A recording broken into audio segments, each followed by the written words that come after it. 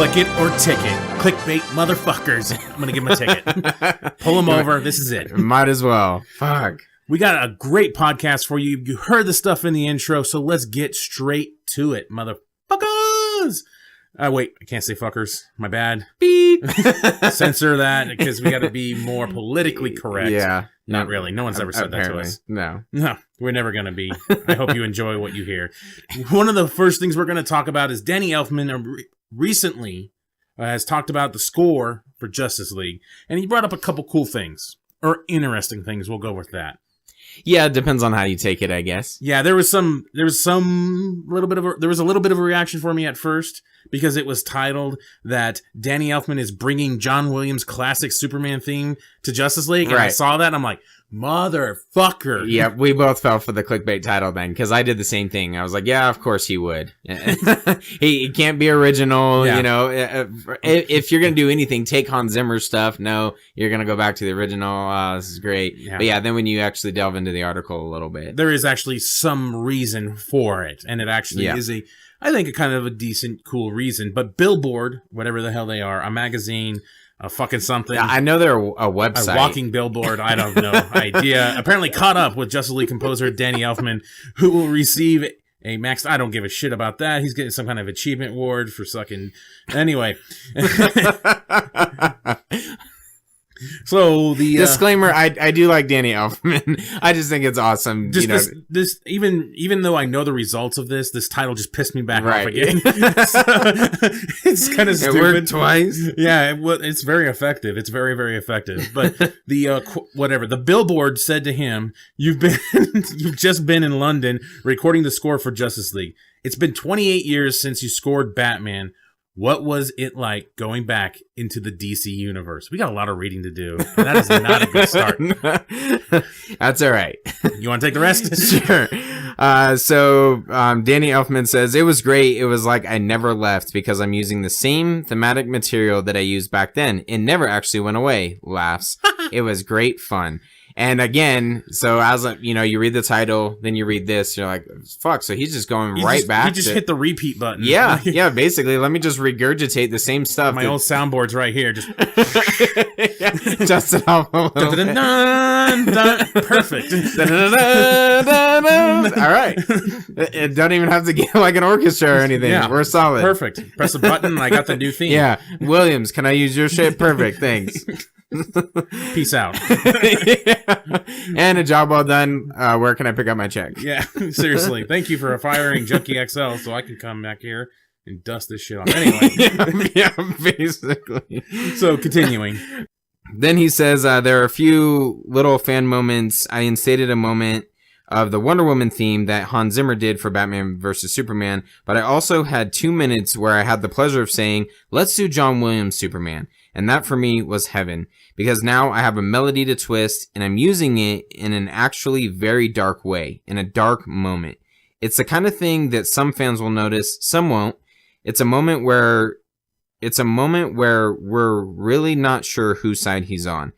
The people at DC are starting to understand that we've got these iconic bits from our past, and that's part of us. That's part of our heritage. We shouldn't run away from that. Contemporary thinking is, every time they reboot something, you have to start completely from scratch, which of course, audiences will tell us again and again is bullshit, because the single most surviving and loved theme in the world is Star Wars, which they had the good sense not to dump for the reboots. And every time it comes back, the audience goes crazy. Superman will never... Wrong! From what I understand, I'm going to point something out at the ending there. They've never rebooted Star Wars. Yes, thank you. That was after That's a continuation of the story. Right. After I kind of calmed down a little bit, that was my exact first thought. I'm like, no, that's a piece of the same story. That's what's called episode 1. Right. 2, yeah. 3, 4, 5, 6, 7. Now we're at 8. Right. Exactly. Yeah. So, and there's 3.5 in there, right? Yeah, the Rogue One. Yeah. Yeah.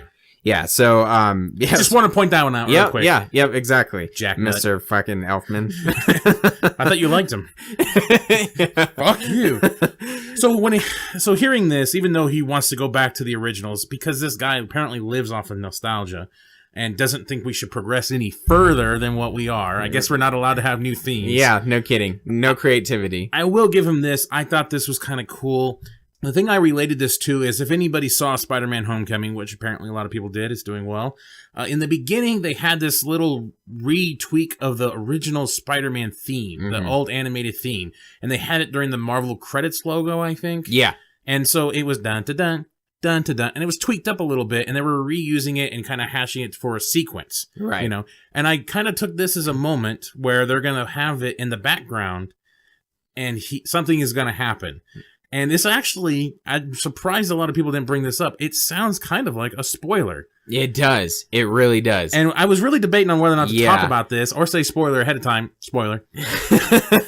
Yeah, because he brings up the fact that you're not sure what side Superman's on. Yeah, and he even says John Williams Superman.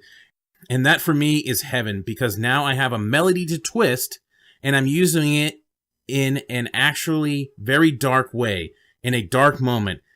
It's the kind of thing that some fans will notice, some won't. It's a moment where we're really not sure whose side he's on.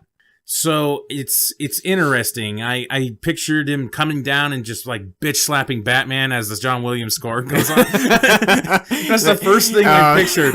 I'd be all right with that. Was a backhand, like, because I think we'll be talking about it like you heard in the intro, but there's a backhand that Batman gets by Superman in a certain script we will break down later on. And that's the only thing I could picture was that he's just straight up. Yeah, might be. Yeah, so now I'm really intrigued. I'm curious how he's gonna twist this, and I'm not as angry as I was at first, because I felt like I love Hans Zimmer's score. We've talked about this a lot. I think he did such a fantastic job. Man of Steel and Batman v Superman. It's sad that he wanted to move on, didn't want to do superhero movies anymore. And so I was kind of worried about Elfman taking this over, as I brought up in a previous episode. Yeah. And then when you kind of read the title of this article, it's like, yeah, of course. So they're just going to completely undo all the building that they've done in this, and just move away from it. And it doesn't sound like that. It sounds like he's sticking. Hopefully he still uses Hans Zimmer Superman theme. I like what Hans Zimmer did in Batman v Superman, where each hero kind of had their own themes. He is using Wonder Woman's, which is awesome. It's the best theme in the fucking thing, so you can't. Yeah, oh yeah, that one would be hard. That'd be hard not to use that. Yeah. It's fantastic. It's already kind of cemented itself. Right. The thing is, though, I really got kind of mad at this for a second, but I know the John Williams score is probably the most memorable and iconic score next to Star Wars, probably. Yeah.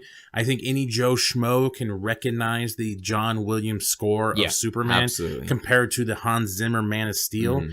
I honestly prefer, it's probably because I'm a young whippersnapper, and I prefer the Hans Zimmer. I do. I really do. I love the Hans Zimmer score for Man of Steel. I love it. It's great. It's so well done throughout the movie. Yeah. I love that score. The original John Williams one is great. And it's definitely the one that will stick in your head. When you think Superman, a lot of the times that score goes with it. Yeah. And I understand that, but, if I was going to play the music on a CD, a compact disc for you children out there, maybe a beta disc or laser disc, whatever, I would probably be playing the Man of Steel one, though, the Hans Zimmer score, because that's the one that, to my ears anyway, I can listen to in all different versions he has. Yeah. Cool. I can't wait to hear this little twist. I can just really see. I'm not kidding. I'm picturing a straight up backhand of somebody. He's gonna fly down. That'd be pretty awesome. Yeah, it's so weird that he said that. And I'm so shocked with all the clickbait fucking sharks out there. I'm surprised that no one has highlighted. Maybe we gotta wait a month because they don't fucking realize. Right? Yeah. Exactly. Someone eventually will have to hey, what can we pull from an old article? Yeah. Yeah. Oh. Danny Elfman ruins Justice League. Danny Elfman says Superman bitch slaps Batman. Brought to you by Comic Movie Marks. Maybe we'll get trending. Yeah, there we go. People will realize it. One last thing he did talk about, because I'm not going to actually talk about the very last thing he talked about, because I don't give a shit how much of a boner he has for Joss Whedon. Did you write new themes? This is a question by the Billboard. Did you write new themes for such characters as Flash and Aquaman? Do we actually care if he created them? Yeah, it's good to. It's kind of weird that they only use Flash and Aquaman. Like, why not about Cyborg Right. They totally left the black guy out. Like, this is just so racist. Racist billboard. Actually, now I'm just like focusing on that. Why did they leave Cyborg out? Yeah, how come he can't have a cool theme? Yeah. You know? Dun, dun, dun. I was just about to say, you know, since he's stealing a bunch of fucking old ass themes, you might as well take the Terminator one. That's the next iconic one. Oh, Aquaman will have "It's Under the Sea." It's under the sea. Bum, bum, bum, I don't know. There you go.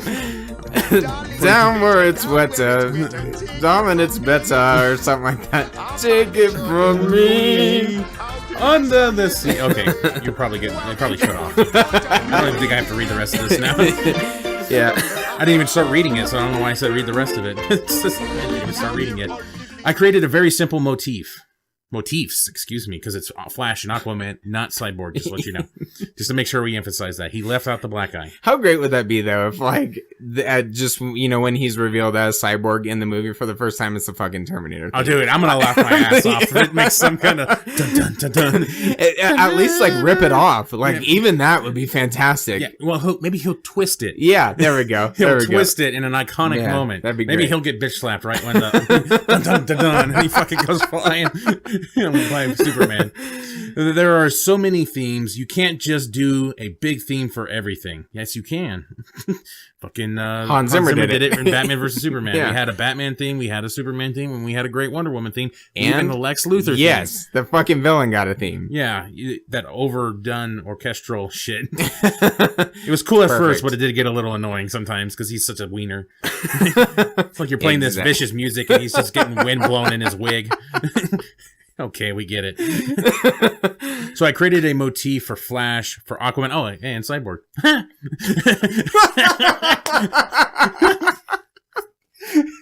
Whoopsie. All right, moving on. Whoopsie. So, The Verge had an article. After all that shit. Why did the billboard guy leave it out? I should have gotten down like... It was literally 4 sentences down. If I would have just glanced. Oh, man. After all that. But they're very simple things that DC understood. I said these things may never be used again, but I'm giving you all the components should you wish to have things to build on. So we'll just end it with that.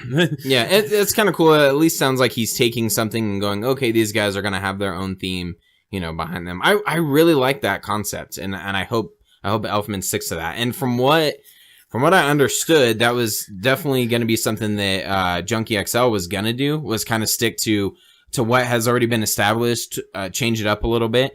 And so that was one of my concerns when Elfman came along, where I'm like, if you watch the Spider-Man movies, you know, like we talked about, it's just kind of generic. Yeah. So is that what we're going to end up getting? And it sounds like it might be a mixture of both. So we'll see. I think I will be paying more attention to the score in this than any other movie.